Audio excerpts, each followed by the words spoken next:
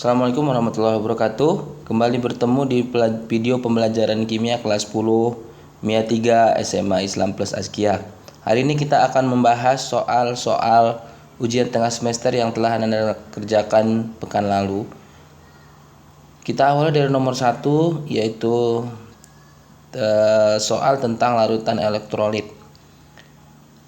Soal nomor 1. Larutan elektrolit dapat menghantarkan arus listrik karena dalam larutannya terdapat dalam bentuk, ya, jawabannya adalah dalam bentuk ion-ion. Jadi larutan elektrolit itu bisa menghantarkan listrik karena ada ion-ion yang itu kation dan anion.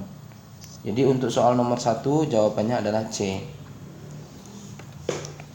Ya, larutan elektrolit adalah larutan yang bisa menghantarkan arus listrik. Kenapa? Karena di dalamnya ada ion-ion, yaitu kation, ion positif, dan anion, ion negatif. Nomor 2. Sistem berikut yang dapat menghantarkan arus listrik adalah. Nah, yang bisa menghantarkan arus listrik adalah, nah di sini kita lihat ya, kalau nanti ada fasa itu kan ada, yang pertama ada gas. Ya, ini fasanya wujudnya gas. Kemudian kedua liquid. Liquid ini cair. Kemudian berikutnya adalah solid. Solid itu padat.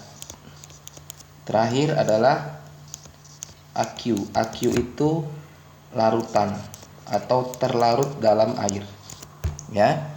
Larutan. Nah, yang bisa menghantarkan arus listrik, ya, yang bisa menghantarkan arus listrik adalah larutan elektrolit, ya. Jadi larutan elektrolit itu jelas, larutan elektrolit jelas bisa menghantarkan arus listrik. Kemudian bisa juga, ya, cairan dari senyawa ion atau di sini lebih tepatnya garam. Jadi cairan dari garam.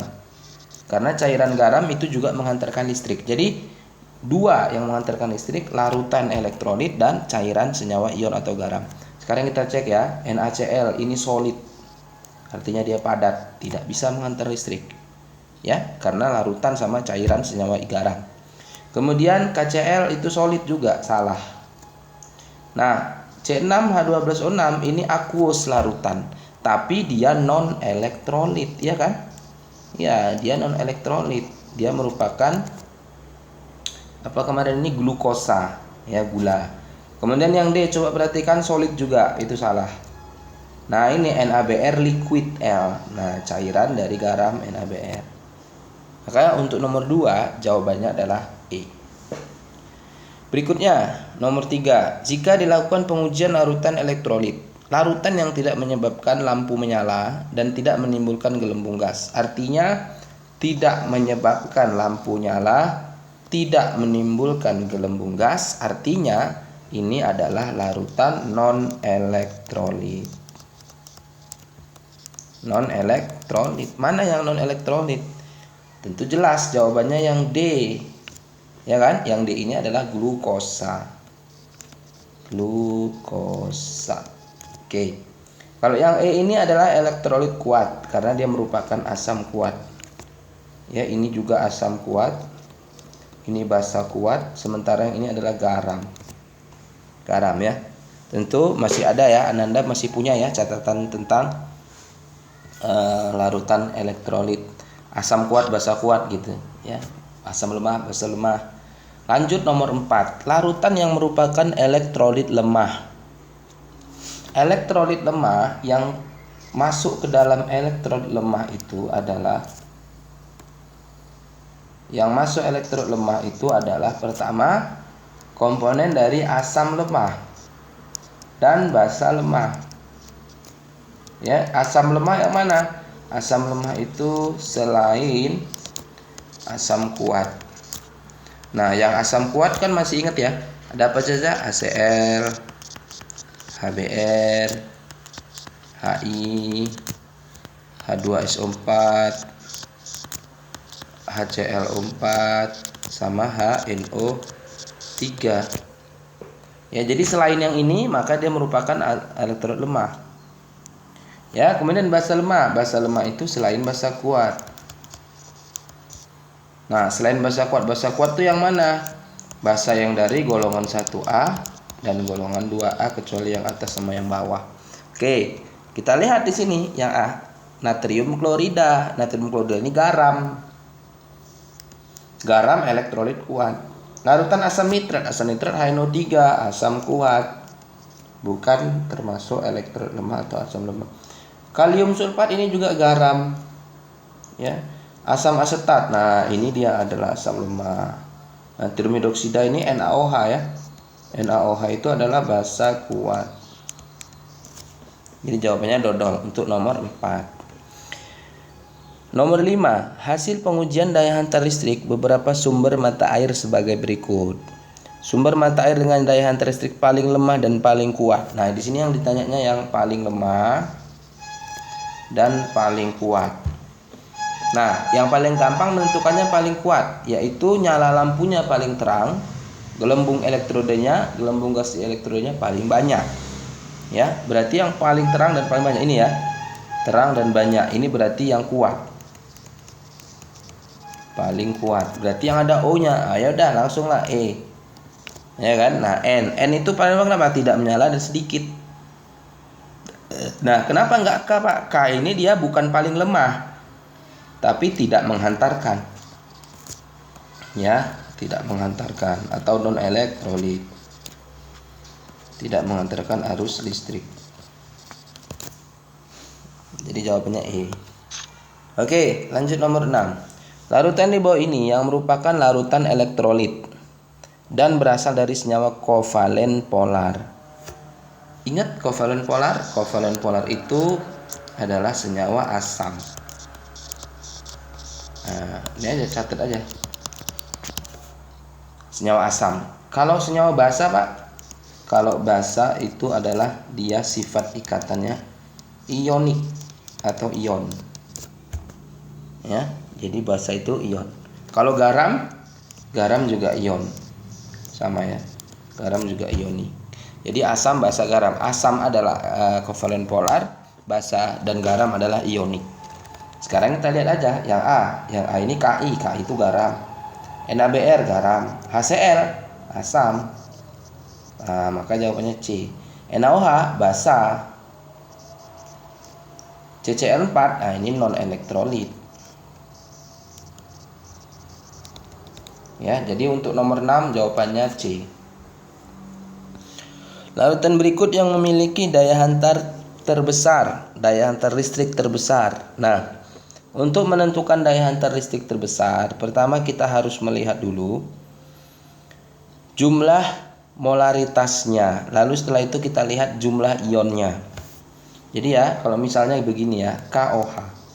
KOH ini bisa di-ion nggak, Pak? Bisa, menjadi K+ dan OH-. Artinya jumlah ionnya 2. Jadi jumlah ionnya 2. N sama dengan 2. Jumlah ion ya. Jadi N adalah jumlah ion. Di sini cuma lambang aja ya, jumlah ion. Oke. Kemudian H2SO4. Dari mana Pak tahu jumlah ion? Koefisiennya. Jadi kalau H2SO4 itu kita ionisasi 2H+ tambah SO4 2-. Koefisiennya 2 dan 1, berarti R-nya 3. Oke. Nah, kalau CH3COOH ini bisa nggak Pak? Bisa, karena dia asam. Ionnya jadi CH3COO- ditambah H+, tapi jumlahnya sedikit. Jumlah ionnya nih sedikit. Kenapa? Elektrolit lemah.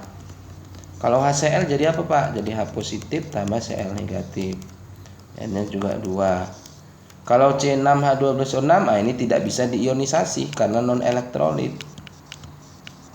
Tidak bisa diionisasi. Nah, lalu untuk mengetahui listrik yang terbesar itu gimana caranya? Molaritas dikali jumlah ion. Nah, itu caranya. Jadi kalau ini dikali 2 aja molaritasnya, jadi 1. Ini dikali 3 tadi jumlah ionnya, berarti 1,5. Ini dikali 2 berarti 1. Ini dikali 2 berarti 0,5. Mana paling besar? Tentu yang B, 1,5. Gitu ya, ngerti ya? Jadi untuk daya hantar listrik itu yang terbesar lihat dari molar kali M yang paling besar. Lanjut nomor 8. Nitrogen yang mempunyai bilangan oksidasi plus 3 terdapat pada senyawa 1 NH3, 2 N2O3, 3 NH2OH, 4 HNO2. Nah, berarti kita harus cari bilox dari N. Ya. Masih ingat mencari bilox, bilangan oksidasi? Bapak harap masih ingat. NH3. Bilox N dicari ya. Bilox H itu plus 1 berarti N ya ditambah hanya kan 3 ya. 3 kali 1 biloxnya sama dengan 0, berarti N sama dengan minus 3. Yang diminta plus 3, berarti yang satu salah. Yang ada satunya salah, yang ada satunya salah. Tinggal 2 dan 4. Nah, kalau gitu kita tinggal buktikan nomor 4, nomor 2 saja. 4 ini pasti benar. Nah, buktikan N2O3. Kan gitu cara menjawab soalnya. O biloxnya min 2. Nah, N ditanya. Nah, N-nya ada 2, berarti 2N tambah O-nya ada 3. 3 kali minus 2 sama dengan berapa? Sama dengannya 0. Berarti 2N kurang 6 sama dengan 0, berarti bawa pindahkan langsung kanan 6. N sama dengan 6 bagi 2, 3. Maka 2 dan 4 lah jawabannya. Nah, gitu ya. Itu cara menjawab soal. Jadi nggak perlu semua dicari. Lanjut nomor 9. Unsur klor dapat membentuk asam-asam yang mengandung oksigen. Asam oksihalogen. Klor yang terdapat dalam senyawa HCl4 mempunyai bilangan oksidasi HCl4. HCl4. Cari biloxnya. Biloxnya berapa? Plus 1. Bilox Cl ditanya bilox O min 2. Ya kan? Nah, berarti hanya 1 tambah Cl-nya 1 Cl tambah O-nya 4 kali biloxnya O min 2 sama dengannya 0. Berarti 1 tambah Cl kurang 8. Ya, artinya ini langsung aja Cl kurang 7 sama dengan 0. Kurang 7 pindahkan ke kanan jadi tambah 7. Maka jawabannya C. Oke, kita lanjut nomor 10. Mn yang tidak dapat dioksidasi lagi. Mn yang tidak dapat dioksidasi lagi. Tidak dapat dioksidasi lagi artinya bilangan oksidasinya adalah maksimum. Tidak ada oksidasi itu biloxnya naik. Oksidasi bilox naik, reduksi bilox turun. Kalau tidak bisa dioksidasi lagi artinya biloxnya tidak bisa naik lagi. Kalau biloxnya tidak bisa naik lagi berarti biloxnya udah paling tinggi. Artinya di sini bilox maksimum, bilox tertinggi. Cari satu-satu biloxnya. Ya, misalnya kita mencari MnO2. Berapa bilox Mn? Di sini carilah ya. O minus 2. Berarti Mn-nya minus 2 kali 2 plus 4 kan? Nah, berarti Mn-nya plus 4. Ini Bapak yakin masih ingat semua ya cara cari bilox ya. Kalau nggak ingat nanti buka lagi pelajarannya ya, bukunya ya. Ya, buka lagi karena ini penting banget, penting sekali. MnO4 2 minus. O minus 2 ya. Nah, berarti Mn ini minus 2 kali 4 minus 8. Minus 8 dipindahkan jadi plus 8 kurang 2 plus 6. Jadi sini biloxnya Mn plus 6. Oke, kalau Mn SO4, SO4 itu 2 minus atau minus 2, berarti Mn-nya plus 2. Nah, itu lebih gampang lagi, SO4 2 minus, SO4 2 minus, jadi Mn-nya plus 2. Ya, ini yang D. MnOH 2 kali. Ya. Jadi MnO itu minus 2 kali 2 minus 4, H plus 1 kali 2 plus 2. Plus 2 sama minus 4 jadinya minus 2, berarti Mn-nya plus 2.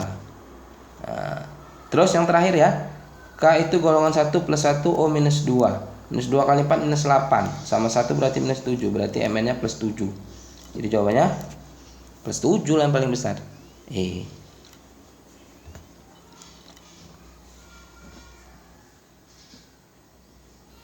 Nah, Nanti kalau ada pertanyaan terkait dengan soal-soal yang sudah kita bahas ini, silakan nanti langsung saja komen di grup ya, atau nanti langsung saja untuk memberikan komentarnya di YouTube dan lain sebagainya, atau menjapri Bapak juga boleh ya. Nah, kita lanjut nih nomor 11 ya. Setelah ini nanti nomor 11 berikutnya akan kita bahas di pertemuan kita besok hari Jumat. Nomor 11. NaOCl tambah PbNO3 dua kali tambah H2O menjadi PbO2 ditambah NaCl ditambah 2HNO3. Zat yang berfungsi sebagai pereduksi dan pengoksidasi dalam reaksi di atas adalah. Oke, ini Bapak akan tuliskan lagi NaOCl ya. Soalnya ini nomor 11 NaOCl. NaOCl ditambah dengan PbNO3 dua kali tambah H2O. Pb ya. PbNO3 dua kali plus H2O menghasilkan PbO2 NaCl. PbO2 tambah NaCl ditambah 2HNO3. 2HNO3. Siapakah reduktor dan siapakah oksidator? Pengoksidasi itu reduktor. Pereduksi itu reduktor, reduktor. Pengoksidasi adalah pengoksidator. Oksidator ya.